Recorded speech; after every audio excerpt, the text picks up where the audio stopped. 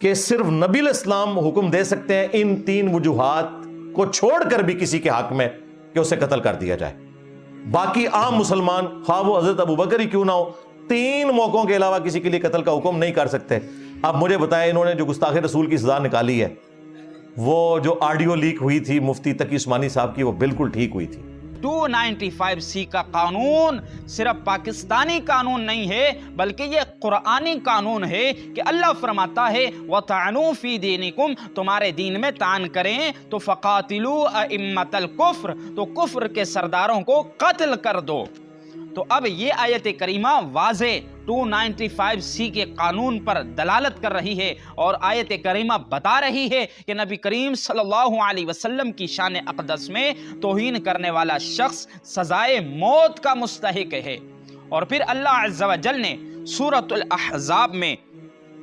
آیت نمبر 57 میں کہ ان الذین یؤذون اللہ ورسولہ، فرمایا بے شک وہ لوگ جو اللہ اور اس کے رسول کو اذیت دیتے ہیں، لعنہم اللہ فی الدنیا والآخرہ، اللہ تعالیٰ نے ان پر دنیا و آخرت میں لعنت فرمائی ہے، وأعد لہم عذابا مہینا، اور فرمایا ان کے لیے کھلا عذاب تیار کیا ہے. اب یہ اللہ عز و جل نے واضح طور پر جو رسول اللہ صلی اللہ علیہ وسلم کی توہین کا مرتکب ہو اس کے لیے عذابا مہینا کا اعلان کیا ہے. اور پھر اسی صورت میں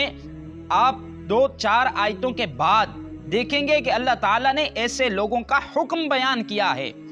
سورۃ الاحزاب آیت نمبر 57 بیان کرنے کے بعد 2-3 آیات اس پر بیان کی کہ یہ منافقین، یہ گستاخان رسول کا طریقہ کار کیا ہے، یہ کیا کیا گناہ کرتے ہیں، کیا کیا جرم کرتے ہیں. اور اس کے بعد اللہ تعالیٰ نے سورۃ الاحزاب آیت نمبر 61 میں ان لوگوں کا واضح حکم بیان کیا کہ ملعونین، یہ اللہ اور اس کے رسول کی گستاخی کر کے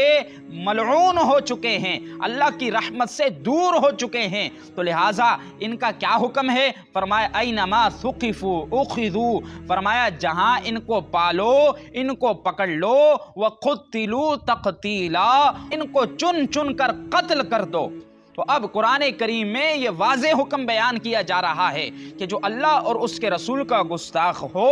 اسے قتل کر دینا یہ قرآنی حکم ہے، یہ اللہ رب العالمین کا حکم ہے. تو لہذا ان آیات کے ہونے کے باوجود اور ان واضح احکام کے بعد بھی اگر کوئی شخص نبی کریم صلی اللہ علیہ وسلم کے گستاخ کو کھلی چھٹی دے کہ وہ صبح شام گستاخیاں کرے اور بس پھر توبہ کا ڈھونگ رچا کر اسے چھوڑ دیا جائے، تو یقیناً یہ ایک ایسا دروازہ کھولا جا رہا ہے جو کبھی بند ہونے والا نہیں ہے، اور جو گستاخان رسول کو ایک موقع فراہم کیا جا رہا ہے کہ تم جس طرح چاہو اللہ رسول کی شان میں معاذ اللہ زبان درازی کرو، اور تم جس طرح چاہو مسلمانوں کے دلوں کو ٹھیس پہنچاؤ اور پھر بس توبہ کر لو، لہٰذا کوئی مسئلہ ہی نہیں ہے.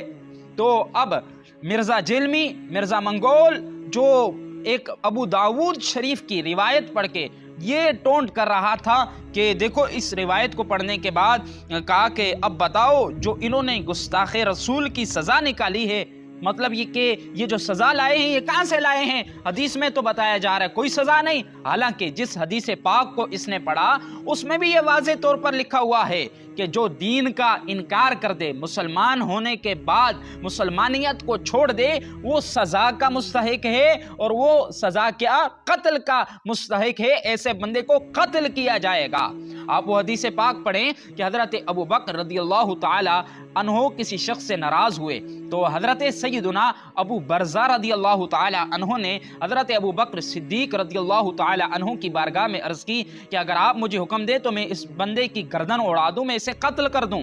حضرت ابو بکر خاموش ہوئے اور پھر حضرت ابو برزہ سے ملے تو کہا کیا اگر میں تمہیں قتل کرنے کا کہتا تو تم اسے قتل کر دیتے؟ تو آپ رضی اللہ تعالی عنہ نے عرض کی ہاں میں قتل کر دیتا. تو جناب ابو بکر رضی اللہ تعالی عنہ نے فرمایا کہ اللہ کے رسول صلی اللہ علیہ وسلم کے بعد یہ کسی کو حق حاصل نہیں کہ وہ کسی بندے کو قتل کروا دے. اب یہ حدیث پاک ہے اور اس میں یہ واضح بتایا جا رہا ہے کہ یہ رسول اللہ صلی اللہ علیہ وسلم کا حق ہے کہ آپ کا جو گستاخ ہو، آپ پر جو زبان درازی کرے تو اسے قتل کیا جائے۔ یہ حضرت ابو بکر اپنا موقف بتا رہے ہیں کہ ہم سے اختلاف کرنے والا اگر ہمارے خلاف کوئی بکواس اور زبان درازی کرے تو ہم اس کے قتل کا حکم نہیں دیتے، لیکن جو رسول اللہ کا گستاخ ہو تو رسول اللہ کا حق ہے کہ رسول اللہ کے گستاخ کو قتل کیا جائے۔